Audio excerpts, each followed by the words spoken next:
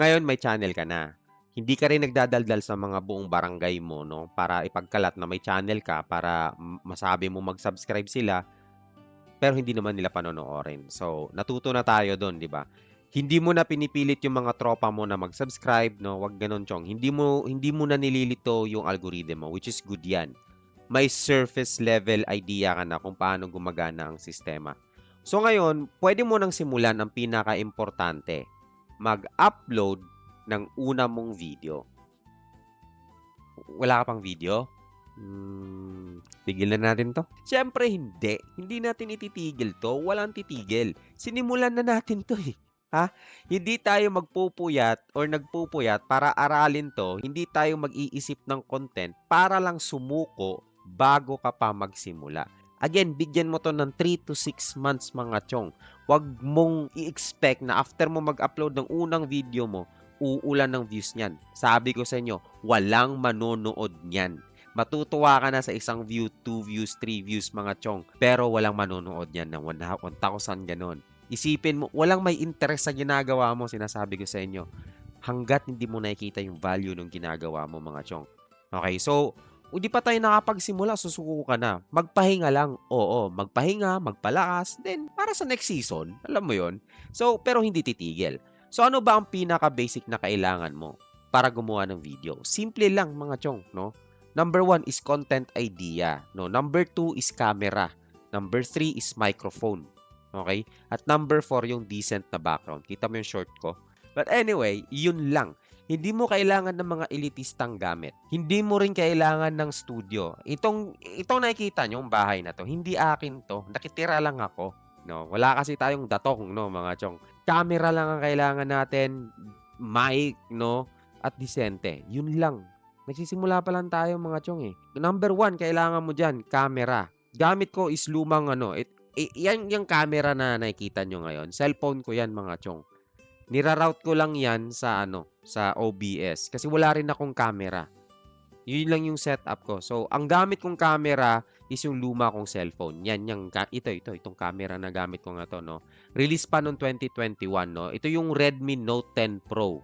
Okay, so luma na to na cellphone mga chong. Pero gumagana pa ang camera.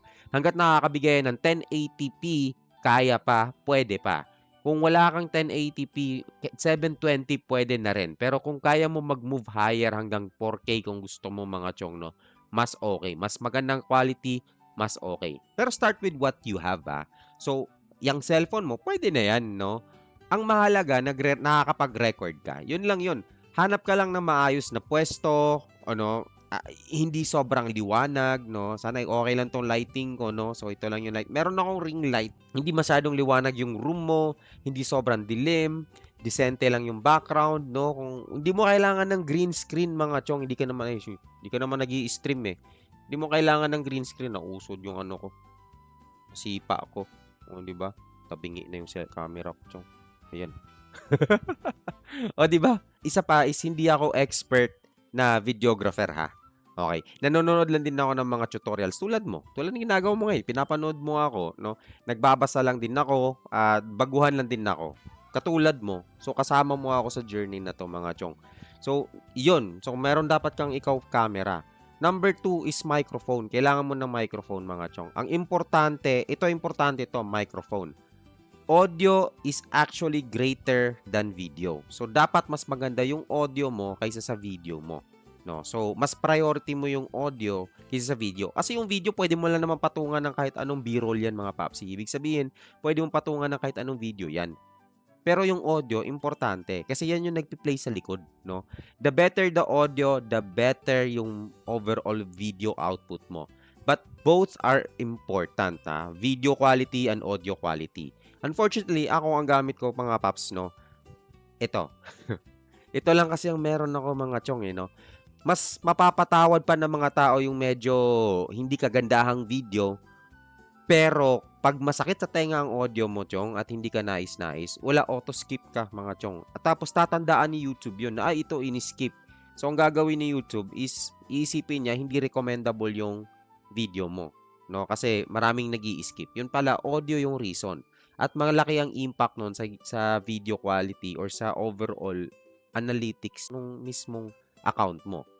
pero malinaw naman, okay lang. Basta malinaw, 'no? So, ito ang gamit ko, okay. Kasi 'pag hindi maganda ang audio mo, chong, exit agad yung mga manonood sa'yo. Ang gamit ko is 'tong headset mic na 'to, nung call center days ko pa 'to, mga chong, 'no. So, ito yung inisyu nung kumpanya. So, ito yung gamit ko ngayon. Ayan, kung nakikita niyo, basag-basag na 'yan, paps, 'no. Ang dami ng ano 'yan, pumupugak-pugak. Pumupugak-pugak na nga 'to minsan kung naririnig niyo, 'no? So, 'pag hinahangin, 'no, lalo may electric fan pa tayo do'n, 'no? Pero malinaw naman siya, 'no? Nadadala naman sa pag-aayos ng audio mixing pagdating na sa editing, 'no? So, paglalagay ng echo, gano'n, pag-a-adjust ng level ng microphone. Kung phone lang ang gamit mo, mga chong, pati microphone yung built-in sa phone mo, 'no, mag-headset ka na may mic, 'no? Recommended ko 'yon. Kasi kapag yung sa phone lang, medyo dynamic siya, ibig sabihin marami siyang sinasakop na tunog pati noise, Mas controlled kasi kapag microphone talaga na ganito or kahit yung parang ganito, mga chong, 'yan. Sira na nga rin 'to, ito dating gamit ko, chong, oh. Oh, 'yan, putol-putol na, putol na 'yan, oh. Basta ganyan, basta may ganito, may microphone, palag na 'yan, mga chong, 'no. Mas controlled siya, mas less ang noise. So, kung ang trip mo is indoor recording katulad ko, indoor, 'no, siguraduhin na hindi kita mga dapat kita. Kung outdoor recording ka naman, actually mas okay yung outdoor recording, mga chong, kasi napaka-ano, napaka-ambient, natural lighting, natural yung settings, no need ng setup. Mahirap nga lang ang audio doon. So, kaya yung mga ibang mga outdoor na mga gumagawa ng video, bumibili sila nung ano, nung mga microphone na dinidikit dito.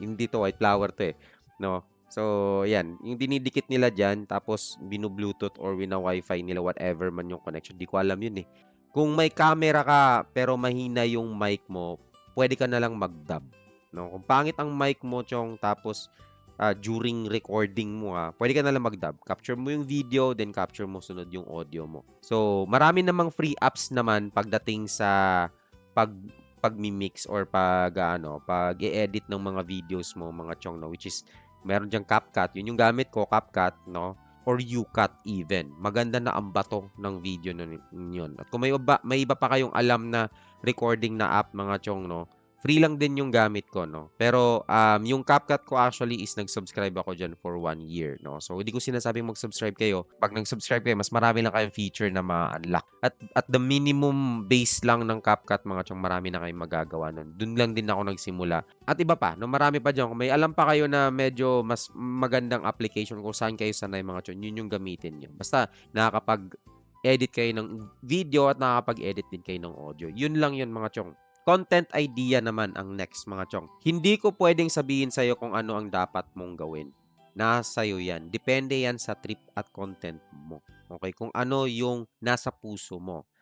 Pero ito lang ang ma-advise ko pagdating sa content creation. Okay? Maraming content creator na pera ang habol. Well, in reality, ako din naman, 'no? Hindi ko tinatago 'yon. Gusto ko rin kumita. Wala din man akong trabaho, 'no? Meron lang akong mga sideline, hustle-hustle lang at kasama na 'to sa mga hustles ko, 'no? So, gusto ko rin kumita, pero hindi 'yan yung main goal mo ngayon pa nagsisimula ka pa. Priority nyo is yung pagbibigay ng value, 'no? So, hindi views, una. So, ano bang ibig sabihin nun, 'no? Kapag sarili mo lang kasi iniisip mong, mga chong, madalas ganito yung sinasabi, ganito yung tanong natin, ano bang trip ko? Ano bang gusto kong gawin? Sige, kahit ano na lang basta may ma-upload. So, nagiging chapso yung ginagawa mo, chong. So, kung ano-ano lang naisip mo, chapso yung ginagawa mong content, random na lang, di ba? Pero kapag, let's say, for example, ang goal mo is meron kang value na may provide, kahit ano man yan, let's say, for example, gusto mo magturo ng art, no? Usually, magfo-fall yan sa education na parang part, mga chong, no? Or mga lifestyle na pwedeng mag-inspire ng ibang tao, parang mga ganon. So, focus ka sa audience mo, no? Hindi sa'yo. Tingnan mo yung audience mo. Ano ba yung kailangan ng mga audience ko? Ayun, no? Bigyan mo yung value yung content mo in a sense na usually dito sinasagot ng contents mo pag may value, no? Ang sinasagot dyan is ano ba ang struggles ng mga audience, ano ko, or mga katulad ko, kasi na-experience ko na gumawa ng YouTube at hindi naging successful hanggang ngayon, 'di ba? So ano ba yung struggles nila na na-experience ko na pwede kong ibahagi, no? Or sabayan na lang nila ako sa journey tulad ng ginagawa ko ngayon. Ano ba matutunan namin? Kasama na ako do'n. Ikaw tsaka ako, kasama na sa may matututunan. Kasi hindi naman ako eksperto, baguhan lang din ako katulad mo. Ano bang maitutulong ko sa'yo at ano bang maitutulong mo rin sa akin? Parang gano'n, nagtutulungan lang tayo, 'di ba? Parehas lang tayo na nasa journey na 'to, eh. Kaya real talk medyo ang approach natin dito kasi para ma-set natin yung proper expectations, hindi fake yung expectations natin. Hindi natin sinasabing madali ang YouTube. Never kong sasabihin na madali ang YouTube. Long term ang YouTube, mahirap at kailangan ng medyo may commitment at seryosohin mo talaga siya. Hindi siya madali pero ginagawa pa rin natin. Personally, no? So, ang masuggest ko lang is slow build, organic, legit, provide more value sa content mo. At who knows, mga chong, no? Baka sa community na ginagawa mo, doon ka makakuha ng growth, no? It's either growth sa ginagawa mong channel or growth sa sarili mo, no? Personal growth mo or growth in terms of progress mo and siguro monetization. Kahit anong growth man 'yan, no? Tanggapin natin 'yan, no? You deserve it. Alam mo kung bakit? Kasi pinaghihirapan mo. Okay? Ginawa mo, eh. Tulad nito, nag-aral ka ngayon, pinapanood mo yung video na 'to, ginagawa mo siya. Baka may ma-share akong tips sa'yo, ikaw may ma-share na tips sa akin, baka ako pa nga ang may matutunan sa inyo, 'di ba? Either way, we're both growing sa ginagawa natin. So, yun lang.